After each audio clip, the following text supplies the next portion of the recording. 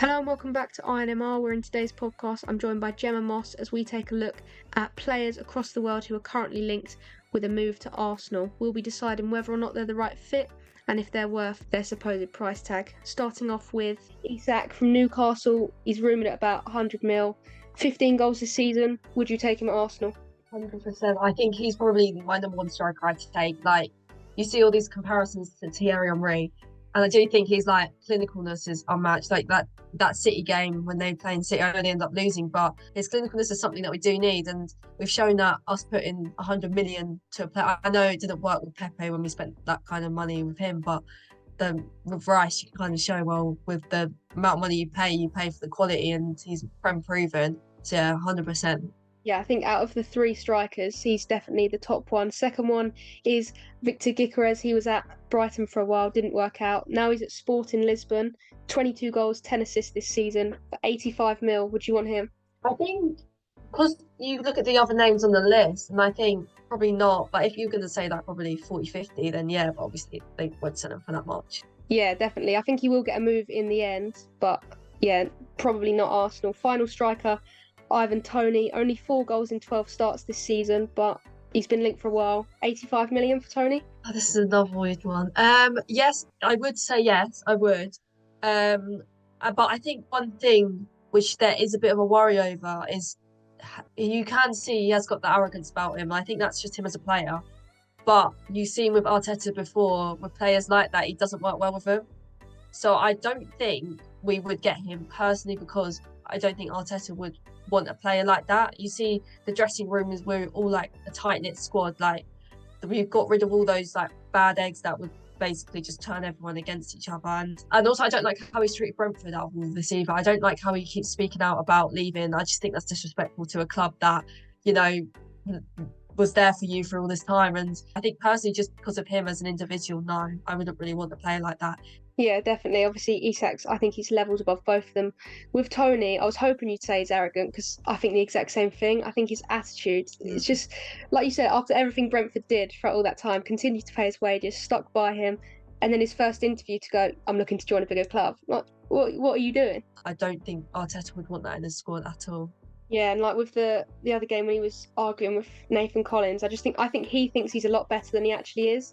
I 100% agree. Like, I think he's good, don't get me wrong. Like, win a few trophies, you know, get a few golden boots, and then you have the right to have that ego. But play for Brentford, so I think.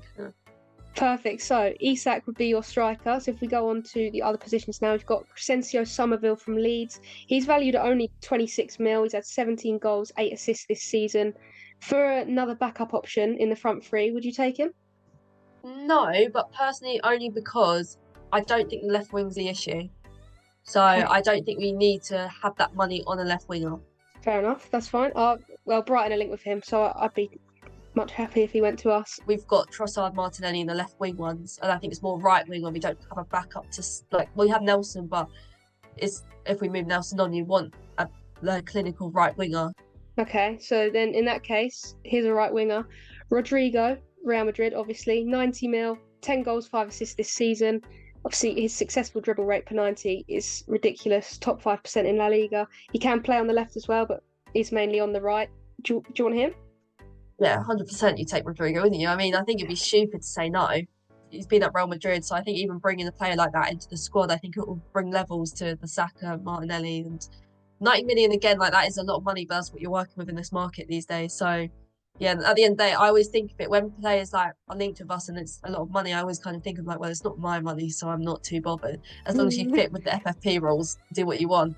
Right, we've got left back. We've got Ferdi Kadioglu from Fenerbahce, 25 mil. He's a left back, very creative fullback. Obviously, you've spoken about Zinchenko potentially not being there. Would you take him instead? No, I wouldn't.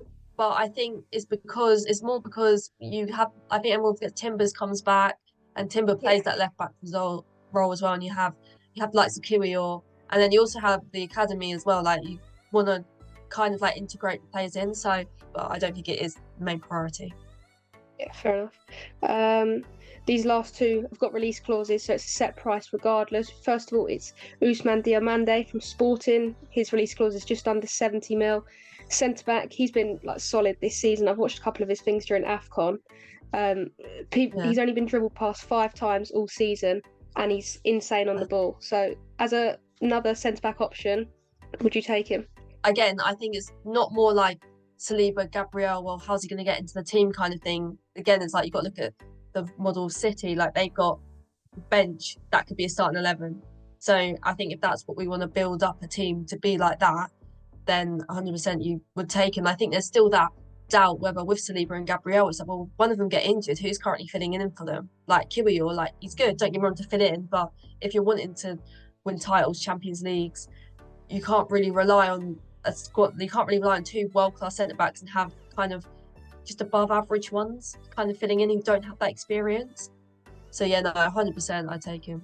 Lovely. Final one. This is someone I've seen you link with for like 3 transfer windows in a row now. It's Martin Zubimendi. He's got a 50 million release clause. CDM, so maybe not needed, but in terms of just protecting that back line, he's been really good in La Liga this year. Yeah, I think I'd take him as well, especially if Partey moves on and you kind of need someone to fill in. And I think Jorginho's getting a bit older now as well, and whether or not if we extend his contract he becomes a coach, like that kind of thing. So I think the midfielder is still, you say you may not need him, but I think defensive midfield role is kind of what we still need. Like we have Rice, don't get me wrong, Rice is perfect, but you need, again, what if he gets an injury? And I don't even think 52.3 mils too bad in this market anyway. Like it's extortionate, but not for this market. Yeah, so overall, I'm guessing Isak is your number 1 priority for the summer. 100%, but I don't think Newcastle would let him go.